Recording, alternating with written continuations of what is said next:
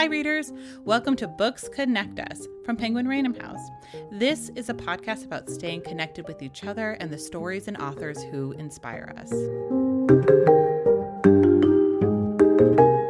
On today's show, Max Brooks, the author of World War Z, The Zombie Survival Guide, and Minecraft, The Island, talks with his editor, Sarah Peed, about his writing process, survival, and his newest book, Devolution. Part survival narrative, part bloody horror tale, and part scientific journey into the boundaries between truth and fiction, Devolution is a Bigfoot story as only Max Brooks could chronicle it. This interview originally premiered on Reydio, that's DELREYDIO, the dedicated podcast for Random House's Del Rey imprint. Del Rey is one of the world's foremost publishers of science fiction, fantasy, and horror, as well as media and pop culture titles. And now, here's our conversation with Max Brooks. Hi, I'm Sarah Peed, Senior Editor at Del Rey. I'm joined today by Max Brooks, the author of World War Z, The Zombie Survival Guide, Minecraft, The Island, and the forthcoming Devolution. Thank you for joining us, Max. Could you talk a little bit about the premise of Devolution and what readers can expect? It is a horror novel in the vein of World War Z. It is a found journal of a community that has disappeared, and no one knows what happened. We begin with the town of Greenloop, which is a high-tech, high-end eco-community based in the Cascade Mountains, nestled at the foot of the mountains. And these are not dirty, filthy hippies off the grid.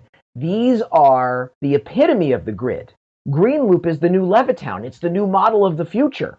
It is solar panels. It is smart homes. It is telecommuting. It is drone deliveries. It is the way of the future. It is the ability to give people the luxury of the Upper East Side of Manhattan while living in the wilderness. And it is supposedly the cutting edge of the Green Revolution. And it's working. Our hero, Kate, and her ne'er-do-well husband, Dan, they're having a few marital problems. They move up there to house sit for Kate's brother, hoping this will save their marriage. And for a little while, it's actually pretty great. I mean, you can wake up in the morning, and your smart home tells you if anything is wrong, and you tap on your phone for your drone deliveries, and then you telecommute to work during the morning. You take a lunch break with a nice hike in the trails in this beautiful angelic forest. Everything is going perfectly until Mount Rainier erupts. Suddenly, these people are cut off. And they're not just cut off.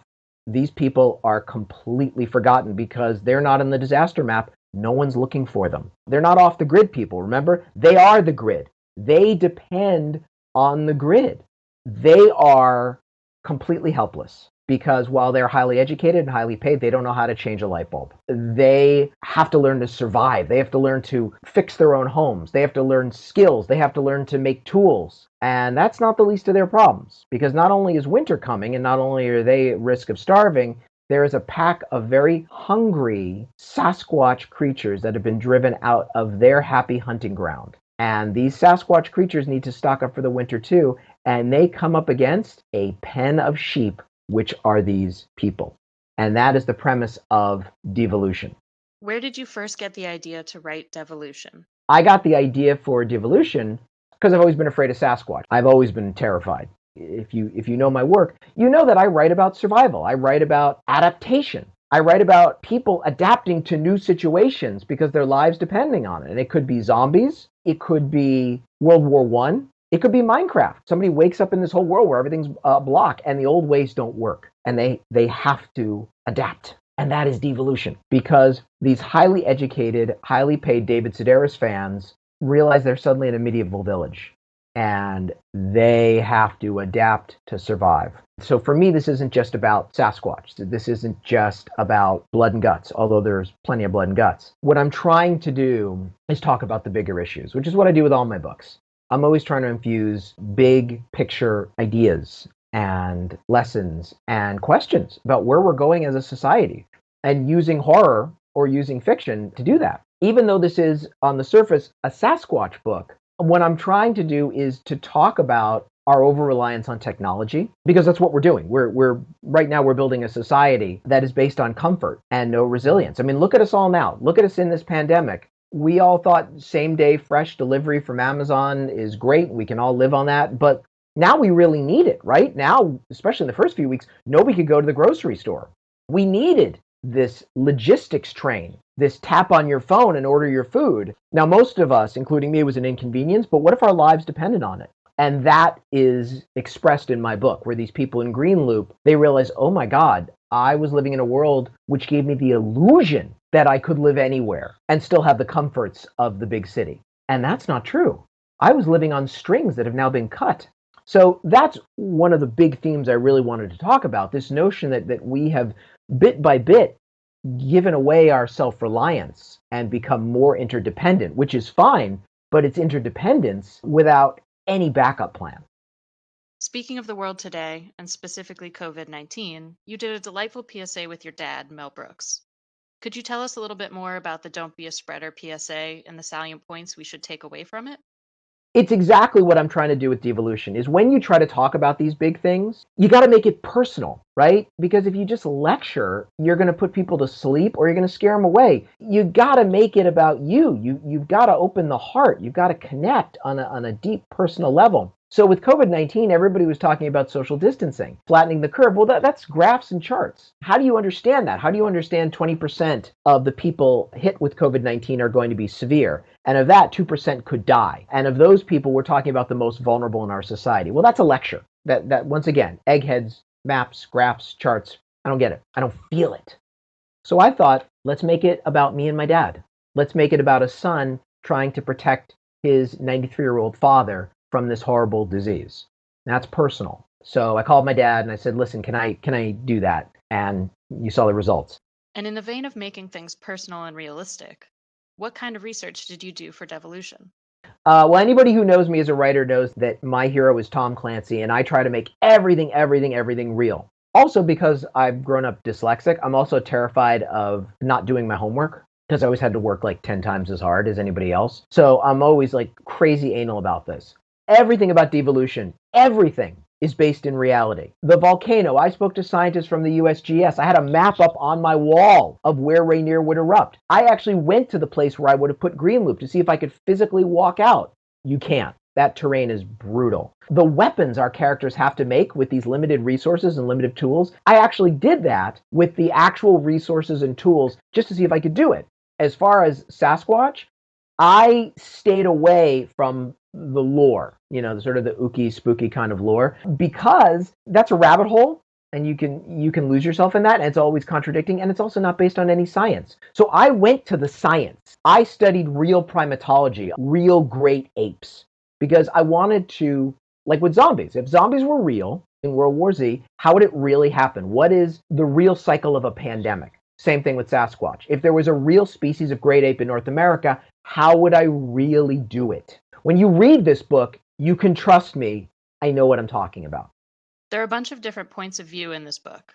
Why did you use the different formats like journal entries and interviews? The journal is great because the journal allows us the mystery of not knowing whether our character is alive or not, as opposed to interviewing a survivor. So there's still some great cliffhangers there. But also, the journal is limited because it's one character. It's Kate, and she doesn't really understand the bigger picture. But we as the audience want to understand. We want to know what is beyond her tiny little world.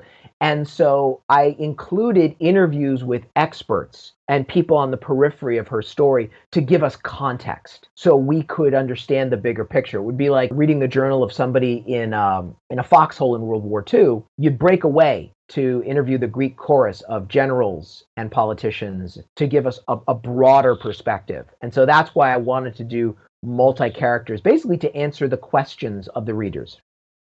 I've got to ask, why Bigfoot?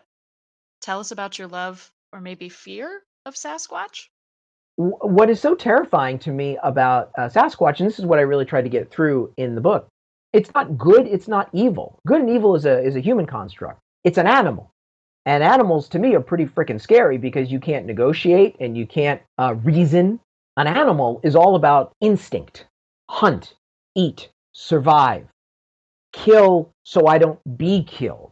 That's very far away from most humans, certainly where we are now, certainly from who I am. And so I wanted to have these people, these characters, who are at the top of the intellectual pyramid. I mean, they've listened to every episode of Fresh Air with Terry Gross. They love Ira Glass. Well read. These are intellectuals. That ain't going to help them. This is Fran Lebowitz versus a Yeti. I'd say Kate is our main character. So why did you choose her as a protagonist? So, here's the irony.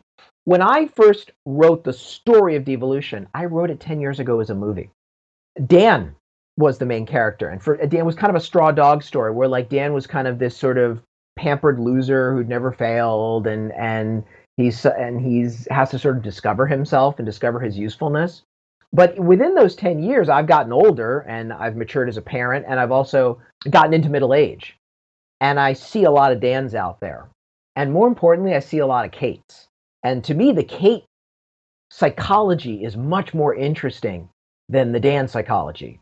The idea of, why do you stick with this guy? Why are you still with this guy? I found that a much more interesting question because I see that question around me all the time.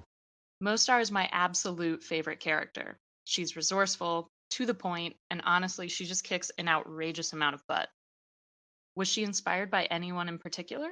In my world, as a reasonably well-educated, reasonably comfortable, middle-aged person living in the peak of civilization, I see a lot of my fellow useless intellectuals. But every now and then you have an outlier that comes in who's actually lived, who's actually had to deal with real challenges. No bullshit personality that says, hey, pull your head out of your ass. We have work to do. I wanted to contrast that because I've seen it. One character we talked a lot about while we were editing was actually you. Max Brooks is the interviewer in this book, just as he was in World War Z. Do you want to talk a bit about Max as a narrator in your books versus Max in reality? I always get uncomfortable talking about me. It's the same thing in World War Z. I try to keep myself invisible because I don't want to put up any barriers to anyone reading the book that wants to put themselves in my shoes. I want to be as neutral as possible to allow the reader to go on this adventure. You're a huge fan of audiobooks. World War Z is an incredible audiobook with a large cast full of famous and talented performers, and we're giving Devolution the same treatment.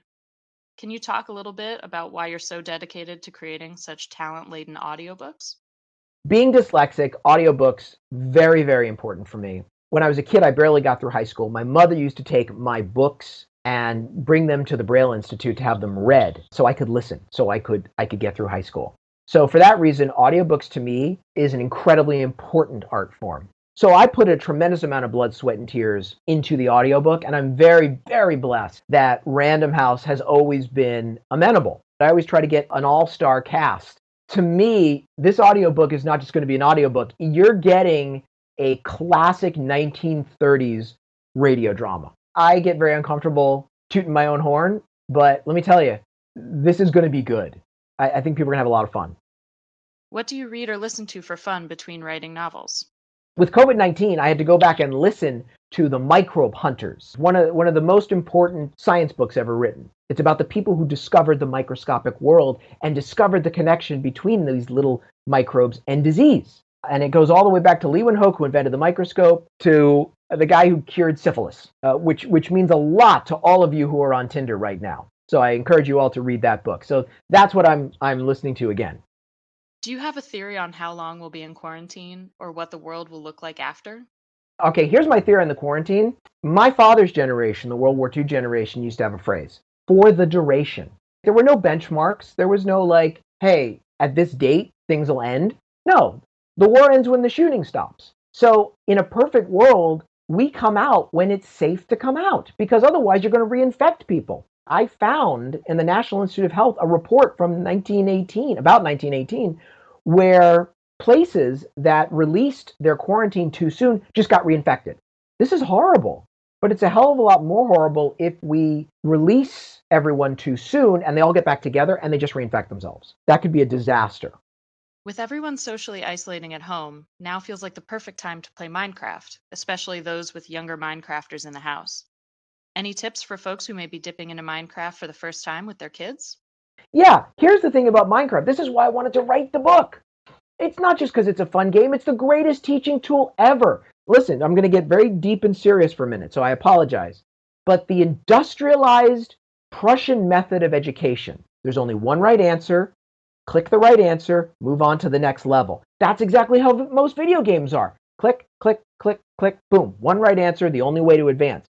That is as obsolete as the dinosaurs, right? That's the steam engine. That is gone. Because in the world we're living in now, if kids try to learn that way, they'll be unemployed. Kids have to learn that there are many solutions to one problem. They have to learn to think creatively and find many paths. Minecraft does that. Minecraft can teach you one problem: don't starve.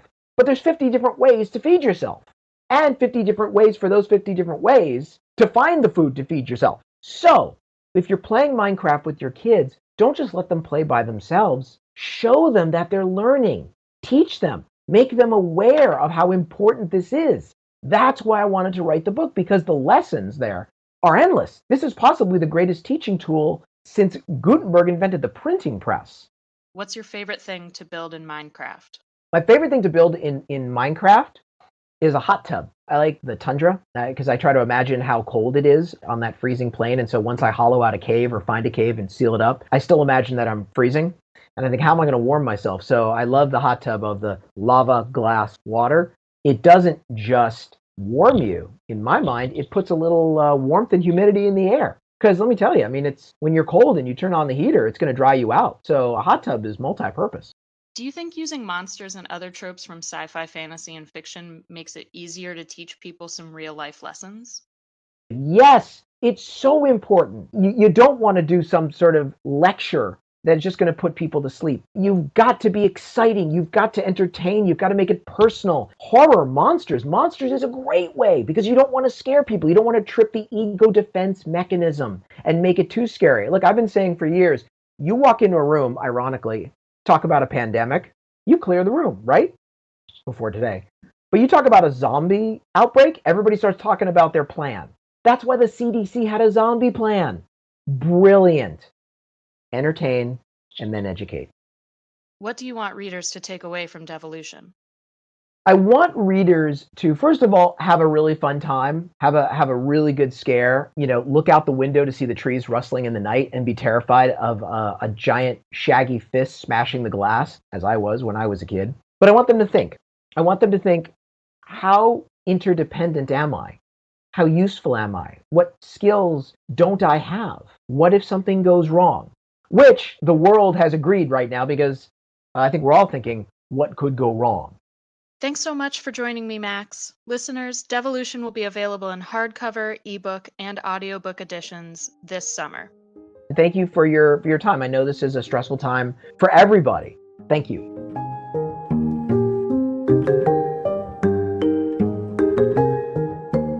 Thank you for listening to Books Connect Us.